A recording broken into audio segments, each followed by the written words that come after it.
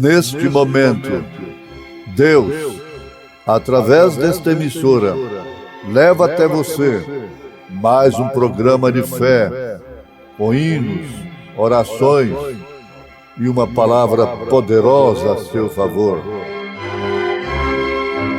Fé para vencer o mundo.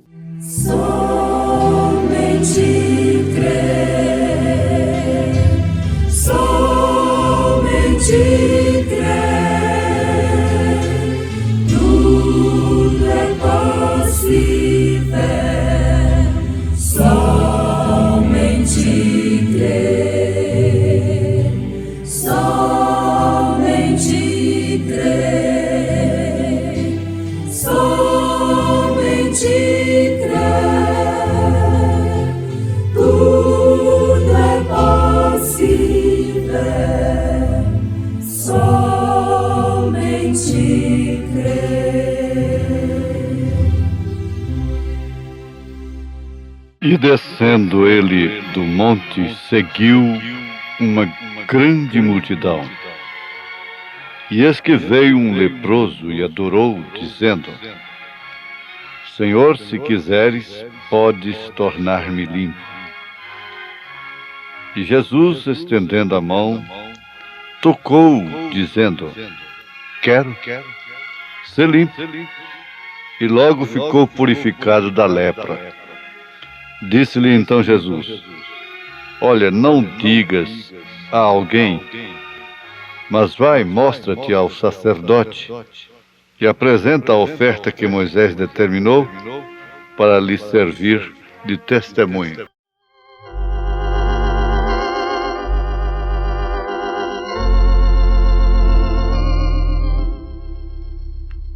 Jesus é melhor sim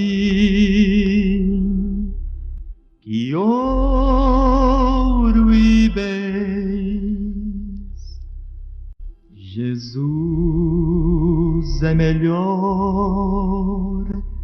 do que tudo que tem. Melhor que riquezas e posições,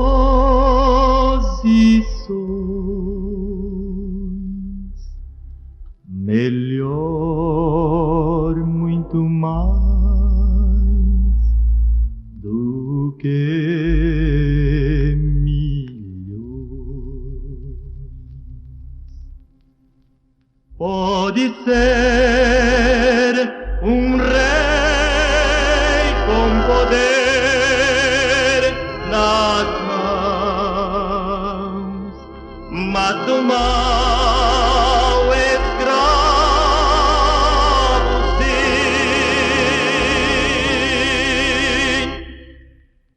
1000 vezes prefiro o meu Jesus e servi-lo até ao fim.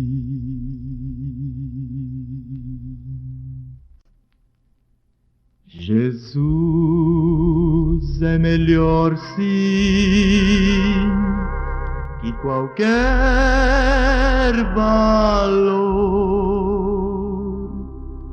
amigo leal no prazer e na dor, melhor do que tudo Ele é pra mim, melhor que qualquer bom amigo, enfim. Pode ser um rei com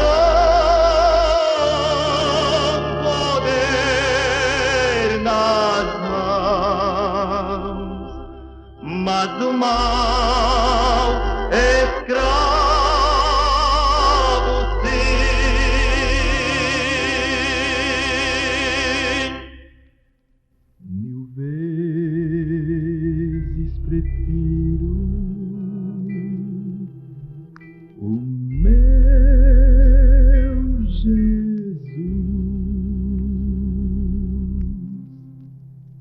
servi-lo até ao fim.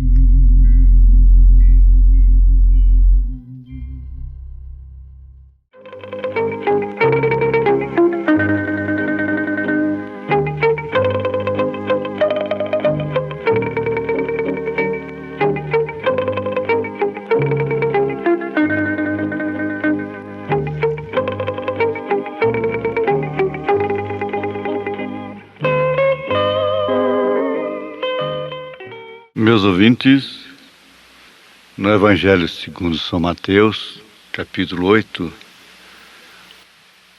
foi onde baseamos a nossa leitura desta apresentação de hoje. E descendo ele, Jesus, do monte, seguiu uma grande multidão. Agora, por que seguia Jesus uma grande multidão? Está certo? As multidões o acompanhavam para lá e para cá. Não lhe davam folga. Ele tinha que estar fugindo, se escondendo. Ele não tinha que fazer propaganda. Ele mandava até que não falasse para ninguém. Mas a questão é que ele bem sabia o que tinha por dentro do homem, diz a palavra em São João capítulo 2. As pessoas seguiam-no, mas por causa dos milagres, impressionadas, curiosas, entretidas pelo seu ensino e pelas maravilhas. Afinal de contas, era uma grande novidade.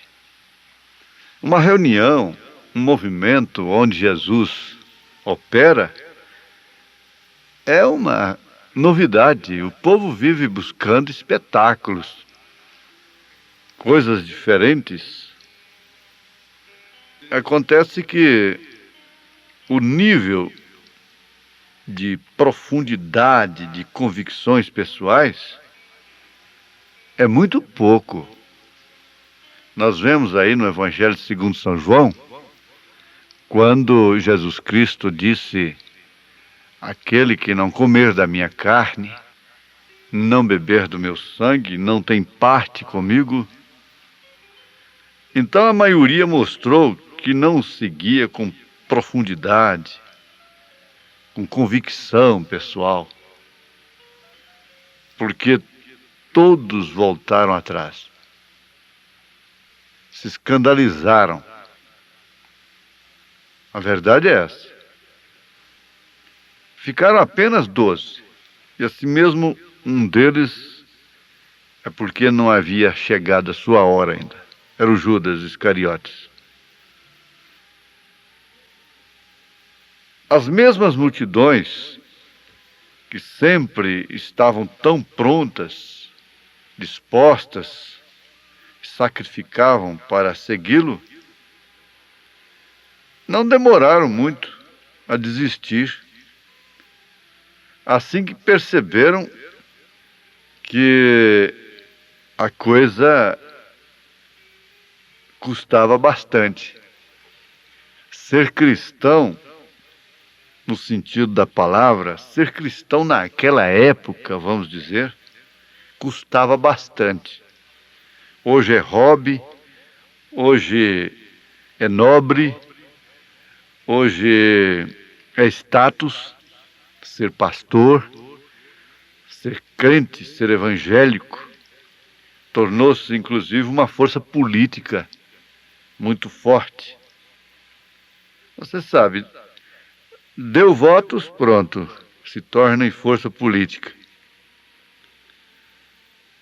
Essa é a grande verdade que nós encaramos à luz da palavra e dos acontecimentos. São fatos. As pessoas estão atraídas, na maioria dos casos, não de uma forma diferente daquela época, mediante espetáculos musicais, como um cantor se torna ídolo da música popular, um cantor se torna ídolo da música evangélica. Bazares, métodos promocionais, promoções, maratonas, concursos, prêmios, etc. Agora, estudando realmente, e pessoas, estudantes, que vivem estudando, acompanhando os fatos, constatam que esse tipo de discipulado, de cristianismo, é superficial e prejudica mais do que beneficia, porque cauteriza a consciência, satisfaz não uma fome de salvação, não uma sede do espírito, na verdade, mas sim um espírito religioso. E a curiosidade acompanha o homem desde o princípio, bem como o espírito religioso. Sempre é bom lembrar que Caim, o primeiro homicida, foi religioso, cultuou a Deus. Somente que a diferença é que seu culto não combinou com a revelação. E quando ele viu que Deus não aceitou o seu culto e aceitou o de Abel, então ele caiu naquela desgraça de matar seu próprio irmão, matar Abel. Abel não tinha culpa nenhuma. Se tem uma pessoa que morreu sem culpa depois, ou mesmo antes de Jesus Cristo e de outros tantos, foi Abel. Abel morreu sem culpa, morreu inocente mesmo. Ora, só porque ofereceu um cordeiro. Naturalmente, ele sabia que quando seus pais perceberam que estavam nus, tendo pecado, portanto, Deus sacrificou um cordeiro para cobri-los.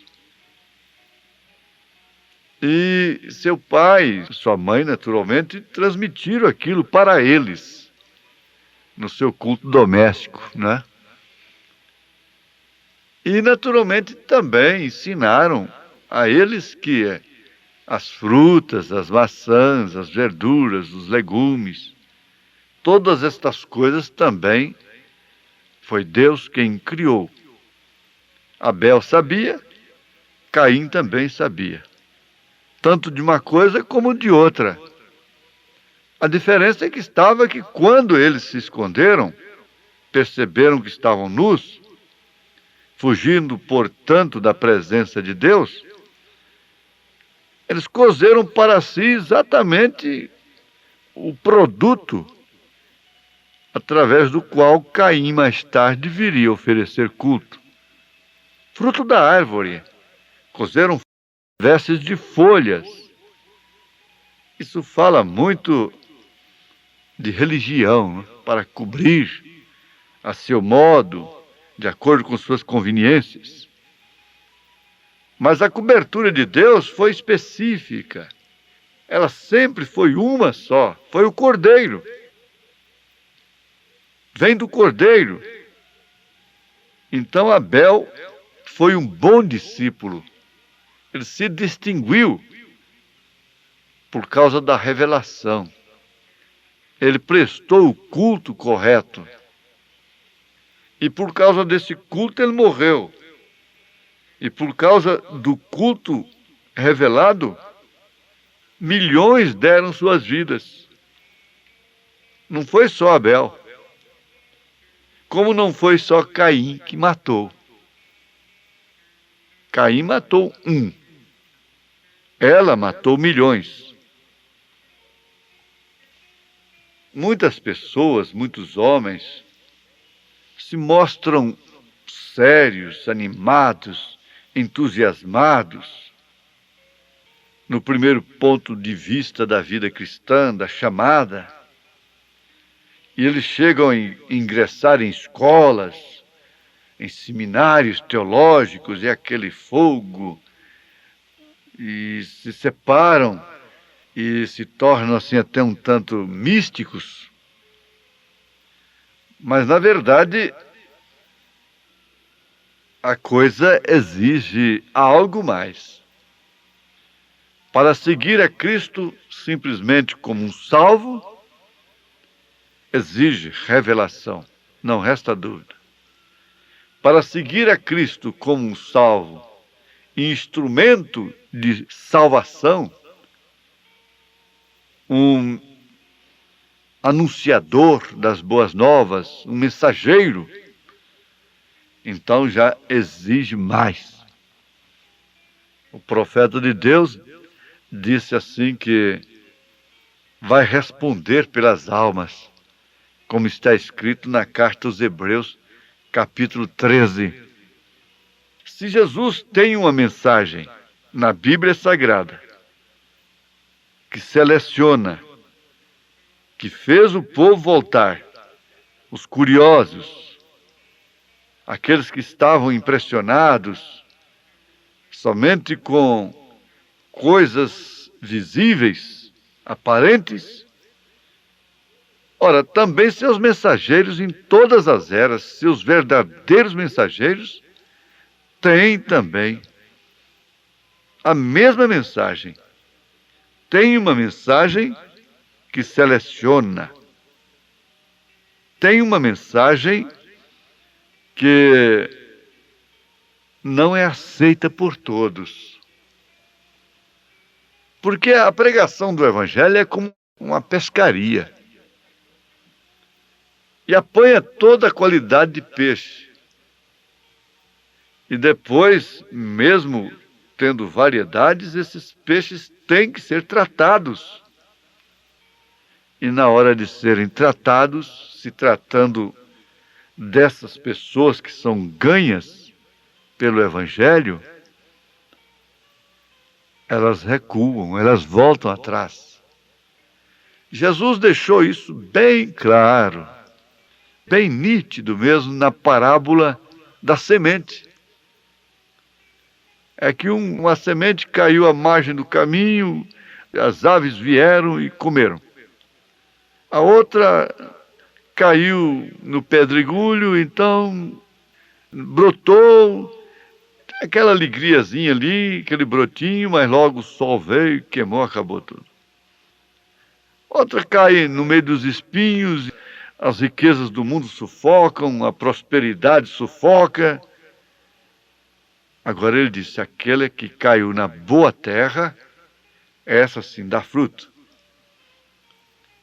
E eles queriam, os discípulos queriam que Jesus interpretasse de fato a parábola. E ele interpretou.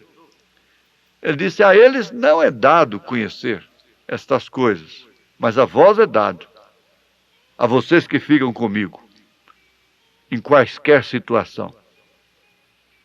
Por isso, nós devemos respeitar a Deus, esteja acontecendo o que estiver acontecendo. Seja a contradição maior que exista. Respeite e tema a Deus. Dê glória a Deus. Nós temos um fato nas Escrituras, uma casa, uma família onde Jesus hospedava. E ele se foi e logo chegou lá uma oração, um pedido, um aviso, um mensageiro. Mestre, aquele a quem tu amas está enfermo. Em outras palavras, venha depressa, senão ele vai morrer. Jesus nem se incomodou. Se trata de Lázaro, Maria e Marta. Depois que ele estava morto, aí ele disse para os discípulos, vamos lá, porque Lázaro dorme. E eu vou lá despertá-lo, né? Chegando lá, Marta disse, se tu estiveras aqui, meu irmão não teria morrido. Mas não murmurou. não se escandalizou, não deu lugar a mágoa ao coração, porque Jesus não foi. Deixou seu irmão morrer. Quantas vezes ele comeu lá, quantas vezes ele dormiu lá, naquela casa. Elas teriam muita razão para lamentar, para ficar em dificuldade com Jesus. Aquela dificuldade que muitos têm. O profeta disse que Deus deixa acontecer isso para ver como você vai reagir, para testar seu espírito. Mas acontece que elas não murmuraram, elas não deram lugar à razão. E sem fé é impossível agradar a Deus. O que aconteceu? O seu irmão foi ressuscitado depois de 4 dias na sepultura. Se ele tivesse atendido na hora, teria sido um milagre a mais.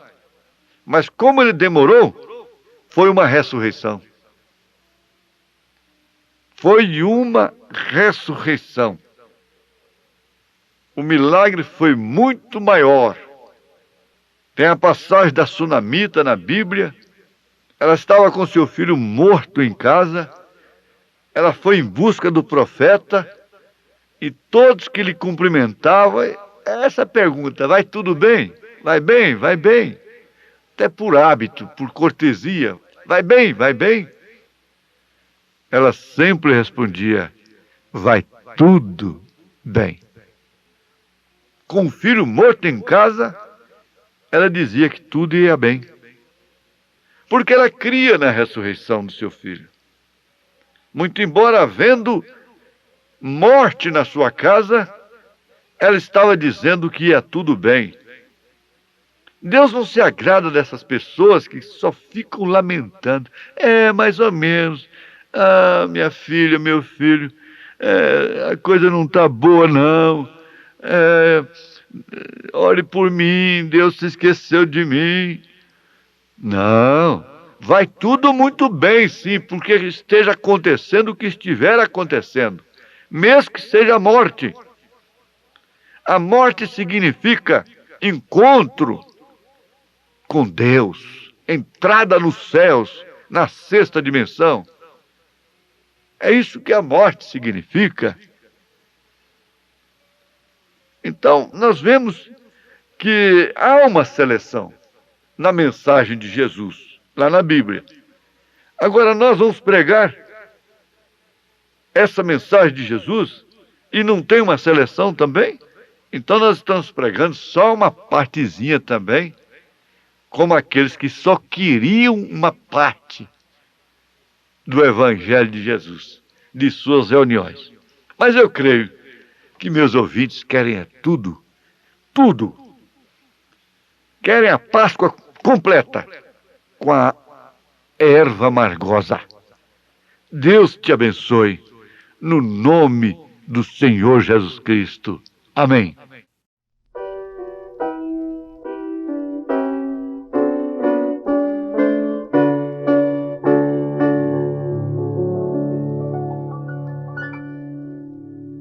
Vem, ó Senhor, guiar com tua mão a nossa lida tão constante aqui. Mostra o dever, servir com gratidão, e seja o nosso andar perto, ó Deus, de ti.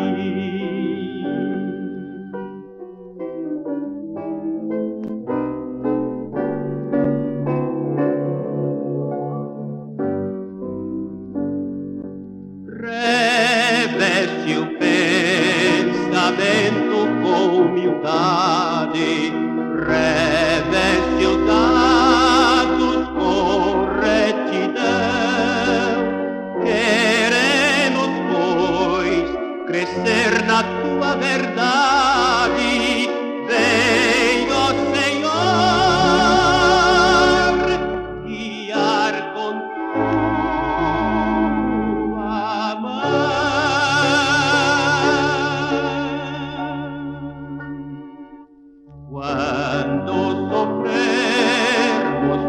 provações cruéis, em dirigir a nossa vida aqui. Queremos tua presença, teu amor, e seja o nosso andar perto, ó Deus, de ti. Perto, ó Deus, de ti, queremos sempre andar.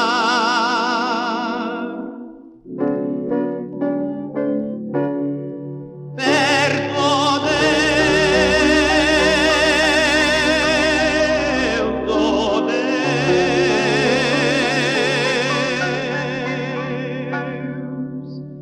Vem, ó Senhor, guiar com tua mão a nossa vida tão constante aqui.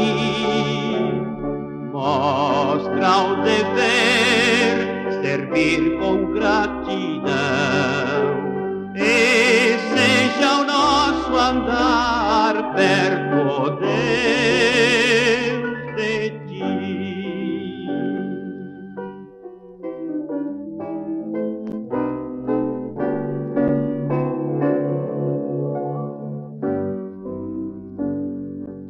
Reveste o pensamento com humildade, reveste os atos com retidão. Queremos, pois, crescer na tua verdade. Vem, ó Senhor, guiar com tua mão.